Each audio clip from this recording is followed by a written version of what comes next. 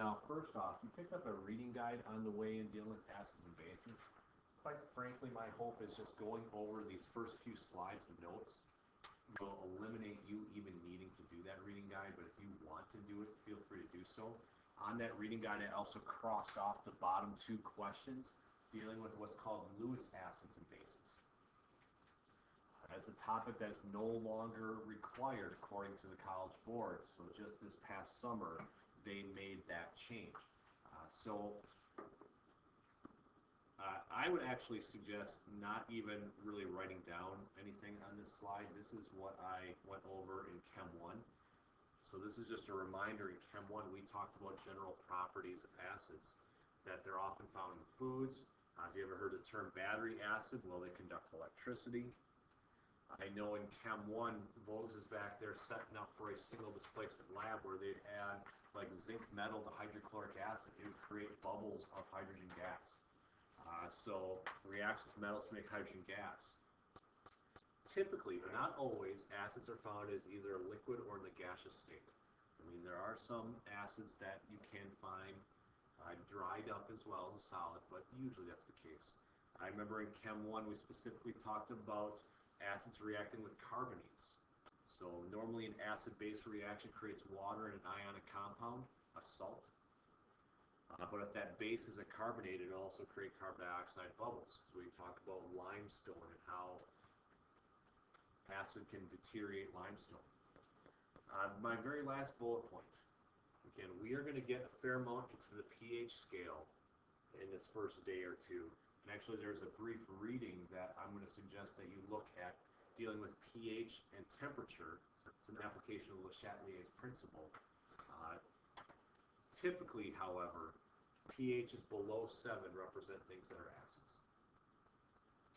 However, as you will see mathematically today, pH can dive into the negatives. You've worked with things that are in the negative scale. The pH is a power of 10 scale. So a pH of 6 versus a pH of 5. Well, the further away you get from 7, the more acidic you are if the number gets smaller. Or the more basic you are if the number gets bigger. But a difference between a pH of 5 and a pH of 6 is 10 times difference molarity for the pH of 5 versus the pH of 6. So again, pH of 5 would be 10 times more acidic than a pH of 6. I know math teachers, when they teach logarithm, will often use acids or the Richter scale for earthquakes as the two main examples that you see that deal with the power of 10 scale. But that even plays a role in what you're going to see in some of the graphs that we're going to generate with lab data in this acid-base unit. Again, pH is temperature dependent. You're going to see that in a little bit. Bases, same thing. I don't think you need to write all of this down. Typically, when we find our bases, they are solids. However, we can dissolve them to make them into solutions. So maybe I shouldn't call it liquids. I should call them solutions. Bases, often slippery to the touch. So you get it between your fingers can glide a little bit more between them. However, you wouldn't want that type of extended contact because bases are not good for you to have. They react with oils to form soap. Who cares? You want to watch a movie with about 5 minutes of chemistry and then a whole bunch of violence and cursing, watch Fight Club from the mid-90s. There you go. But he uses sodium hydroxide in a lot of what he does. Bases, just like acids, conduct electricity. Quite frankly, some batteries have bases as their electrolyte solution. And one of the last topics we cover this year is talking about batteries and electricity, how batteries are created. But again, my last point on this slide is if 7 is neutral at 25 degrees Celsius, anything above 7 would be considered a base. Again, some people look at the pH scale running from 0 to 14. Heck, I have a chart in the back of the room that talks about different indicators, and it goes from only 0 to 14. But bases can exceed 14. You'll see that mathematically as well today, and it's the same idea of a power of 10 scale. But the mathematics is the second half of what we're going over today. More reminders from Chem 1.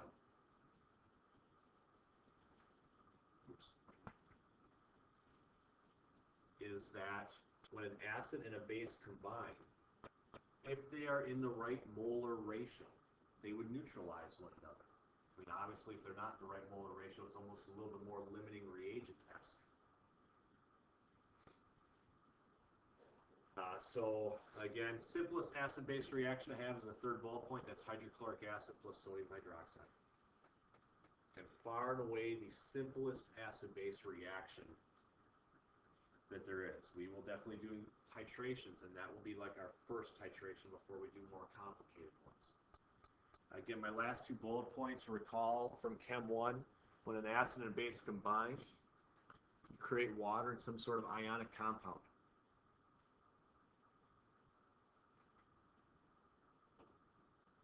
However, if that base is not a hydroxide like NaOH, and instead it's a carbonate, CO3 ending, it would still create water in an ionic compound, but it would also create carbon dioxide bubbles.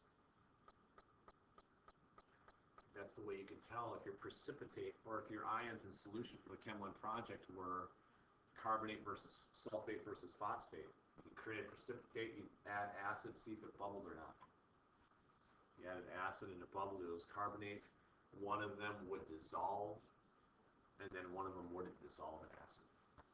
And we actually talked about the dissolving acid last time, how that's a Le Chatelier's principal application as well. What I want to do to wrap up this first set of notes is remind you of what makes something an acid. And again, that's basically going off of the reading guide, where the reading guide asks about what's an Arrhenius acid, and then base, what's a Bronsted-Lowry acid and base. So instead of you having to use your textbook to do that, I can go over that with you right now. And I'll use HCl as my first example. This is also something that we did go over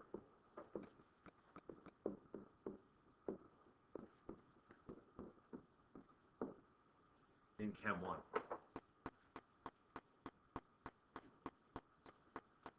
When an acid is placed in water,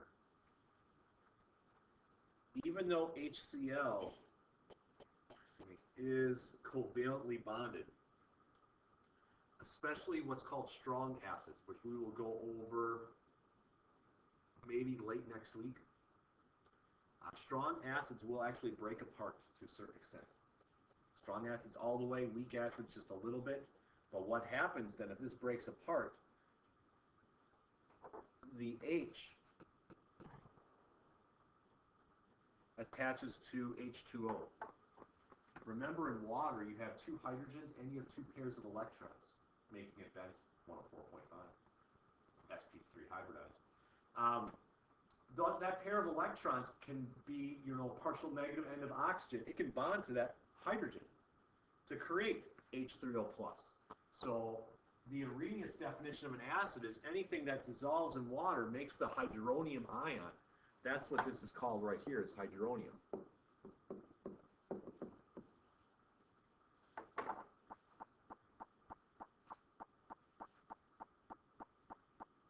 Now, the Bronsted-Lowry definition of what makes something an acid, you don't have to have it dissolved in water.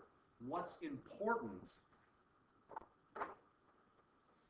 is that an acid has a proton, an H+, that it can donate. So that's why when you look at formulas of things, you see a lead hydrogen, it should make you think of, hey, that's probably an acid. Because some compounds, you don't write the hydrogen first. For example, CH4, methane. That's what comes out of our natural gas jets here. CH4 doesn't donate a hydrogen because it's not an acid. That's why the formula is written in that direction instead of H4C. You put those hydrogens in front, you are kind of telling the reader, hey, it's a proton donator. And really this H+ is often used simply as the symbol for acid. In our math today, that's what you're going to see for in your calculation section of acid, is just H+. So two ways to think about an acid. Either it's something that can donate a hydrogen ion, or a proton is what it's called, because again, a hydrogen ion, think about hydrogen atom, loses an electron to be positive charge. All that's left is one proton in the nucleus. So you can think about it donating a proton or the creation of hydronium ion. Because what you're going to see throughout this unit is what's more important and what makes it an acid isn't the formula of the acid itself. It's how much of that hydronium it can make, which is the same as how much of the hydrogen ion it can donate. Now, if we look at bases, again, we can look at that sodium hydroxide. Now, sodium hydroxide is ionic. So I'm going to write water over the arrow just to show that, hey, I'm putting it in water.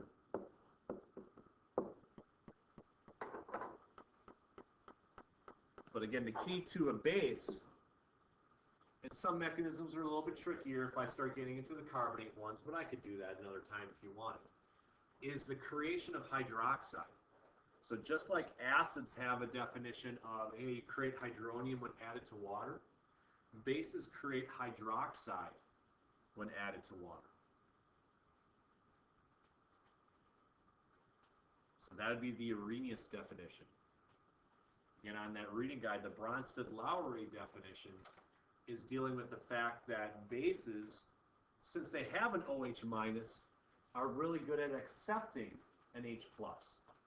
So there are proton donators, which are acids, and there's proton acceptors, which are bases. And bases are the ones that can accept an H plus because they have an OH minus that will react with it.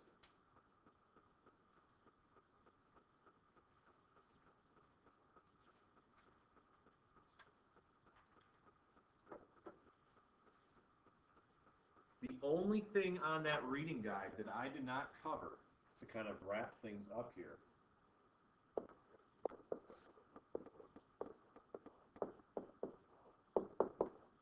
is the term amphoteric. I mean, I'm just looking at the reading guide right now, seeing if I'm covering what I need to kind of cover to save you a little time. Something that's amphoteric can actually act like an acid or act like a base.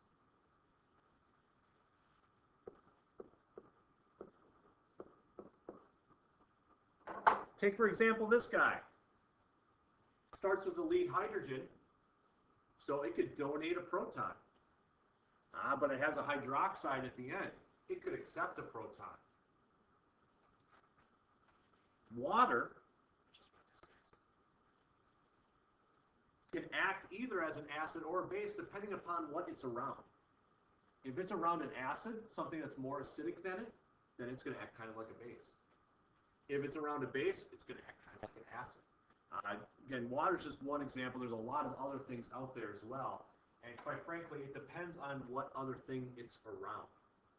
So we can't simply just categorize everything as either acid or base. It's a little bit more complicated than that. And as we move through this entire unit, you will see kind of the differences that we go over with that. So if we have a little bit of background on what makes something an acid and what makes something a base, now we can go over a little bit more dealing with the calculations of this as well. First off, pH stands for power of hydrogen. That's why it's a lowercase p, a capital H is for hydrogen. We are measuring how much hydrogen ion, which is the same as saying hydronium ion, the H3O, so the U2 are used interchangeably, in a liter of solution. So we're measuring the molarity of acid ion. If it is a strong acid, which for you, for the next week, every acid can be considered strong until we move past that in a week's time. Whatever the molarity is of the acid is the same as the hydronium ion concentration. In other words, acids, like an ionic compound, will dissociate. They'll break apart. So now you have your hydrogen ion and whatever anion is left over. So if it completely dissociates, if I give you the molarity of a hydrochloric acid solution, then you also know what is the concentration of the acid. Which brings us to the first equation. Now, when I look at the equation sheet right now, it doesn't give negative log of hydronium, it gives negative log of H+. Again, I think either are used. Quite frankly, if I were you, I'd probably write pH equals negative log of H plus just because it's less letters to write. Remember, brackets is referring to concentration. So if I give you the molarity of, let's say, a hydrochloric acid solution, excuse me, that would be the same as the hydronium ion concentration. You'd use your calculator, take the negative log of that value, that would tell you the pH of that substance. A simple little way to think about this, if the molarity is 1, does anyone know what the log of 1 is? 0. So any strong acid with a pH of 1, with a molarity of 1 is a pH of 0. Anything that's higher than 1 for molarity is going to be in the negatives for the pH scale. And since the pH is a power of 10 scale, if the molarity was 0.1, negative log of 0.1 would be 1. Sometimes, however, you're given the pH. And if you're given the pH, you have to solve for the molarity. The inverse function of logarithm is 10 to the x. This is the same button on the calculator, it's just the second function of it. This calculation I'm showing here is not on your equation sheet. So this is the one that they're expecting you to be able to recognize of, hey, I know how to do the log. The opposite inverse function would give me the other version.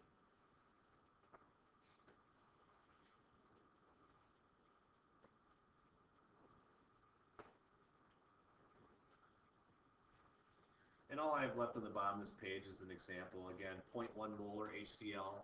If I took the negative log of 0.1, that would be 1. 0.01 molar HCl would be a pH of 2. So notice how the top one here is 10 times more concentrated than that. That's a difference of 1 on the pH scale. And if you look at something with a pH of 1 versus a pH of 4, that's not just a 3-part difference, that's 1,000 times more acidic.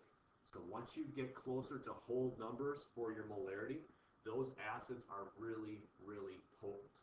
They are very dangerous at that point. Okay?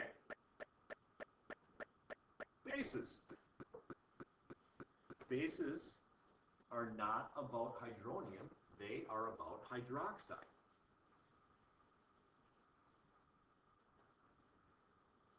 So,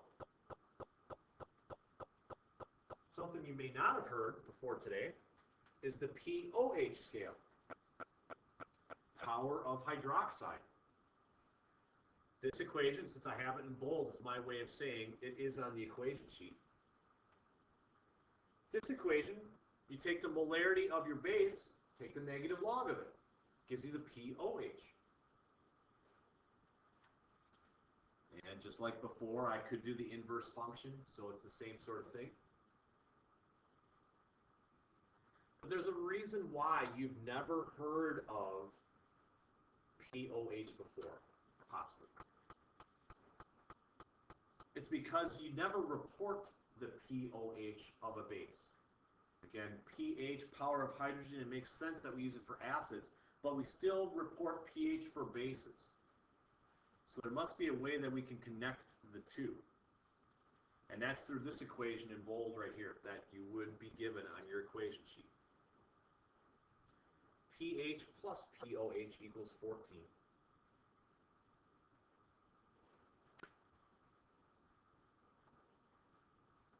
That number 14 is based upon water, and I will discuss that with you as we kind of wrap up notes here in a little bit.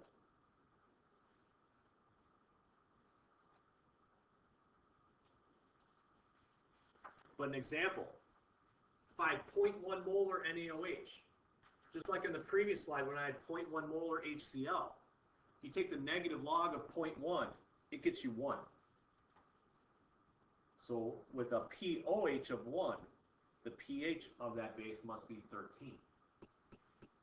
So that's the type of math early on that we need you to be comfortable with and navigate through. And the good news is these equations that I'm putting in bold on the notes are the ones that are given to you on the sheet.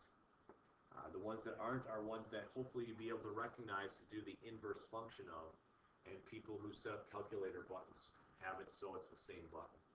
So that's hopefully beneficial to you. All right. The pH scale, like most things in general in science, is based upon water. And you can actually see on the right side of the room, I have a whole bunch of empty water jugs. I have to order more because we have to start making a lot of solutions in Chem 1 and in AP as well.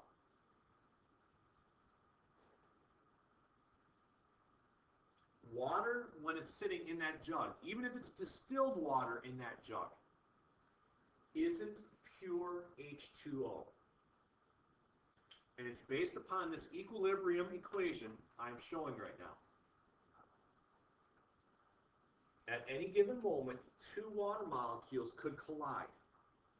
And remember, matter is constantly bouncing around. And during that any given moment, if the partial positive end of one water bumps hard enough into the partial negative end of another water, it could cause hydronium and hydroxide to be created. So in a normal full distilled water jug, there isn't just H2O. There's also some hydronium and some hydroxide. I mean, there's an equilibrium value for this that I'm going to show you in a little bit. They have measured the amount of acid ion in water is 10 to the negative 7th molar. If you do the negative log of that molarity, you would get 7.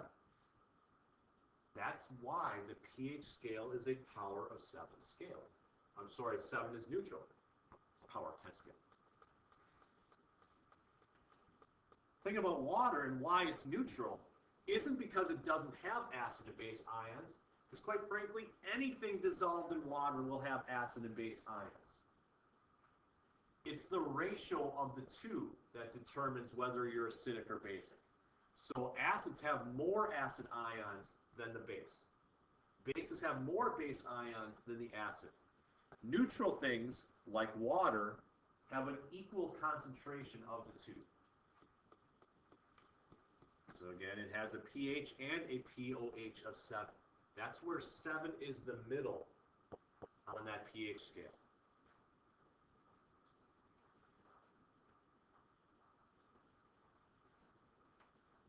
One last slide with one last equation to go over. But what I can tell you about this, and you picked up a sheet on the way in that talks about water, is that at higher temperatures, the pH of neutral water isn't 7. But first off, water is always neutral. It's just H2O, pure H2O, and nothing else, which gets a little complicated as well once it starts reacting with the air. Water itself is neutral, but because pH is based upon molarities of hydronium and hydroxide in an equilibrium expression, we should know that equilibrium itself is based upon temperature. So that could throw that off. So, actually, I want to go over this last bit instead. Now, this last equation to show you in bold, given to you, this is how we know hydronium and hydroxide combined always equal the same value at normal temperatures, 10 to the negative 14th. And again, this is based upon the equilibrium value for water. And like I said before, things that are more acidic would have a higher hydronium concentration, but a smaller hydroxide. Things that are more basic would be the exact opposite, but it's very common, especially if you're given a base, to have to use some of this math to figure out the other parts.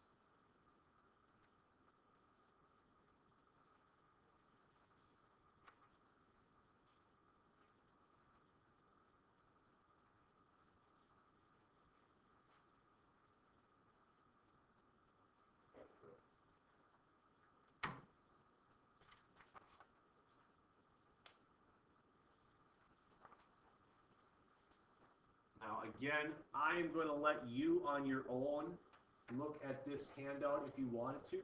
I think it's a brief reading about how the pH of water is temperature dependent and dives into Le Chatelier's principle a little bit as well. What I want to do to wrap up notes, however, is do one practice problem with you from this other handout. Show you one batch of, let's do a little bit of math to figure out this stuff, and then we can be done for the day with this introduction to the new material.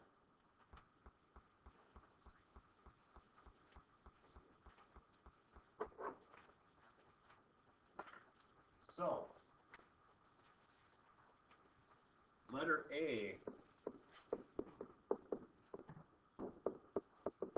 gives me a pH of 6.88.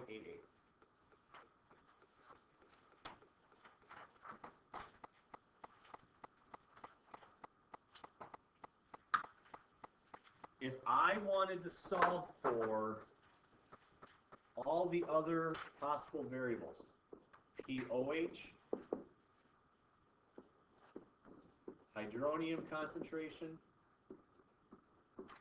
and hydroxide concentration, I just have to use the equations that I gave you in the notes just now to help out to do that.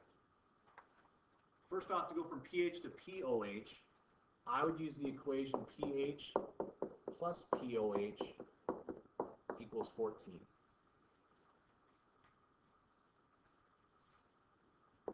.88 plus pOH equals 14.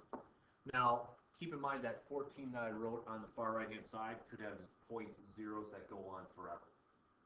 The reason why I bring this up is this is when sig digs get interesting. Because at some point we're going to be doing multiplying and dividing. At some point we're going to be doing adding and subtracting like we are right here. And at some point we're going to be doing logarithm. And the logarithm one is where things get kind of wonky. I actually have a handout that you picked up on the way in that goes over this. I copied this from some other textbook that goes over significant digits when dealing with logarithm. We don't have to get to that step yet. If this measurement goes to the hundredths place, our pOH should go to the hundredths place as well. You do this math right here, you would end up with 7.12 for the pOH. And hopefully that one is simple enough for you.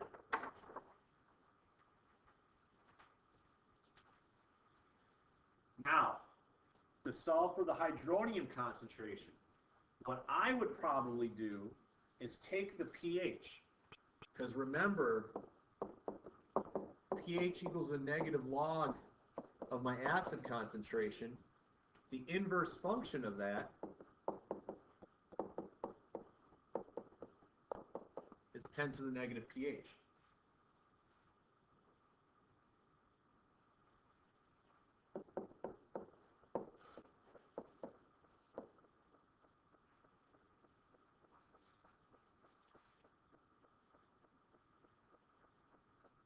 All right. If you typed in your calculator 10 to the negative 6.88, there's two parts that are important to the calculator. There's the power of 10, and then there's the whatever point, blah, blah, blah, blah, blah, blah, blah. This first digit, whatever's in front of the decimal, is kind of showing you your power of 10. And what I mean by that is if this was just 10 to the negative 6th without the 0.88, I bet your calculator would read 1 times 10 to the negative 6th, right? I mean, it's just writing the same thing. However, when it's 6.88, it's going to be a little bit bigger than that. So now it's going to be 10 to the negative 5th with some stuff to start off the number. What the rules of sig dig say is if I'm taking 10 to the negative something here, these two digits after the decimal give me the two digits that I round off to. So that's why I would report my hydronium concentration here, if I plug that into my calculator, as 1.3, I'm sorry, times 10 to the negative 7th. I went the wrong way, not negative 5th before. So the 1.3 is 2 digits, just like that's 2 digits. Okay, that little reading I gave you on logarithms and anti-logarithms, that sixth part is called the characteristic, showing the power of 10 aspect of it. The 2 digits, the 8 and the 8 after the decimal, are called the mantissa. That is how many digits should be in this value. Now, one last thing to solve for here, hydroxide. You have 2 options here.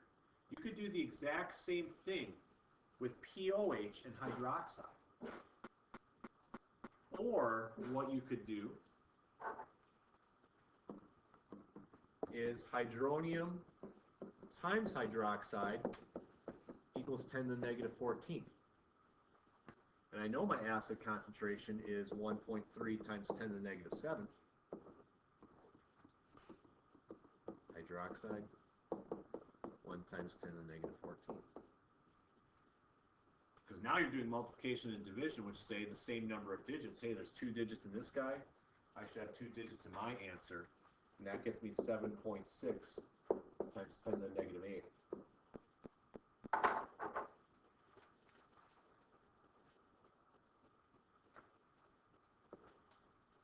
Again, you can look at the pH value and immediately answer the far question that says acid, base, or neutral. You can compare the hydronium to hydroxide and see that there's more hydronium present than hydroxide to know whether it's acid, base, or neutral in any given problem. But the goal today was to remind you from Chem 1 a little bit about acids and bases and then introduce this math. Because if we can now practice this at some point on a worksheet, on a website, between now and next week, Wednesday, the next time we have learning in class, not an assessment like on Monday. If we can do that between now and next week, Wednesday, when the web assign is due, then we can pick up from there, because eventually what you're going to see is not every acid is full-blown going from molarity of acid is the molarity of the acid ion concentration. So there's going to be equilibrium math that's going to be plugged in with this as well.